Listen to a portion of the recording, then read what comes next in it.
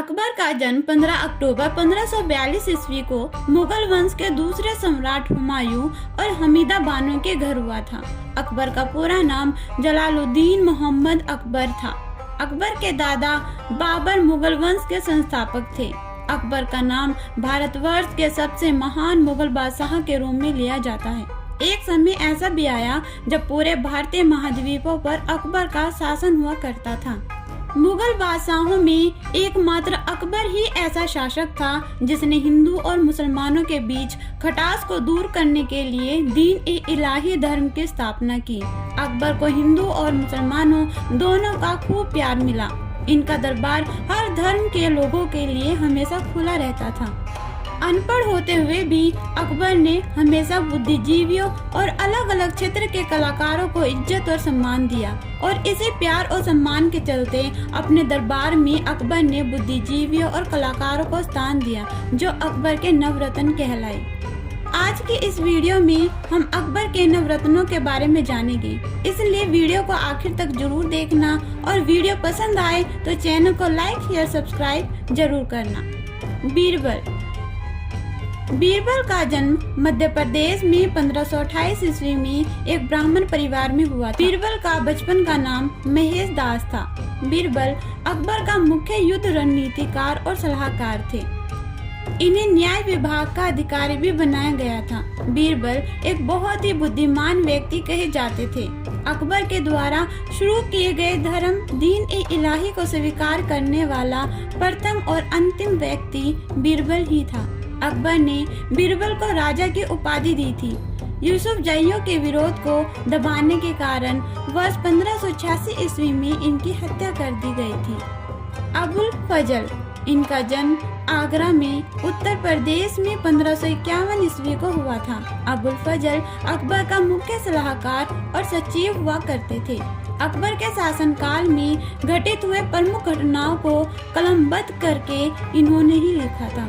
अकबर नाम और आईने-ए-अकबरी की रचना भी अबुल फजल ने ही की थी। वर्ष 1602 ईस्वी में दक्षिण से आगरा की ओर लौटने के क्रम में जहांगीर के द्वारा इनकी हत्या करवा दी गई थी। फेजी का जन्म वर्ष 1547 ईस्वी में हुआ था। ये इतिहासकार अबुल फजल का भाई था। ये भी एक प्रमुख साहित्यकार थे। वे साहित्यों को फारसी में अनुवाद करते थे। वर्ष 1595 ईस्वी में इनकी मृत्यु हो गई थी।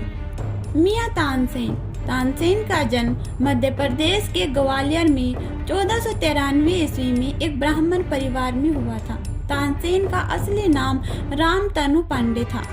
ये भी एक बहुत ही प्रसिद्ध संगीतकार थे। अपने करियर के शुरुआत में वे मध्य प्रदेश के रेवा के राजा रामचंद्र सिंह के दरबार में गायन किया करते थे। यहाँ से इन्हें प्रसिद्धि मिली और अकबर के कहने पर इन्होंने मुगल दरबार में संगीतकार के तौर पर ज्वाइन किया। अकबर ने इन्हें नवरत्नों में शामिल कर लिया।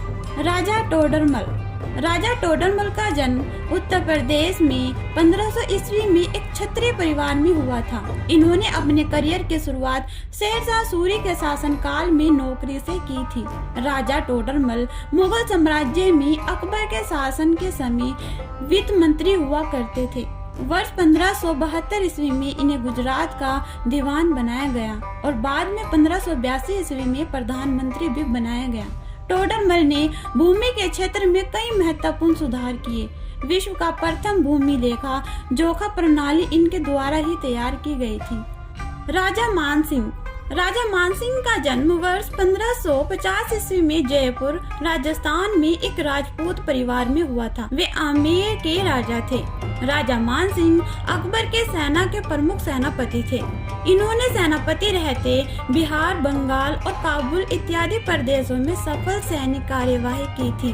राजा मानसिंह से संबंध होने के कारण उदारता दिखाते हुए अकबर ने हिंदुओं पर लगने वाला जजिया कर समाप्त कर दिया था। अब्दुल रहीम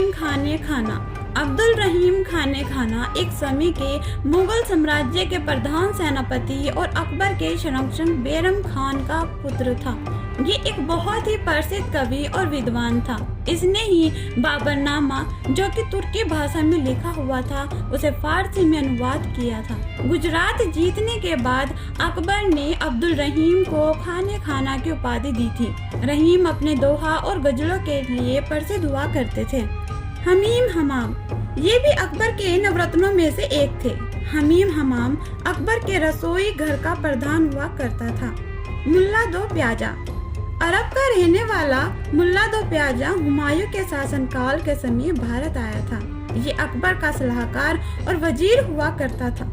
ये अपने बुद्धि और लोक कथाओं के लिए प्रसिद्ध था। इसके बारे में ऐसा भी कहा जाता है कि ये बीरबल से बहुत ईर्ष्या करता था। प्याज अधिक पसंद होने के कारण अकबर ने इन्हें दो प्याजा की उपाधि दी थी। तो दोस्तों, ये थी अकबर के नवरत्नों की कहानी।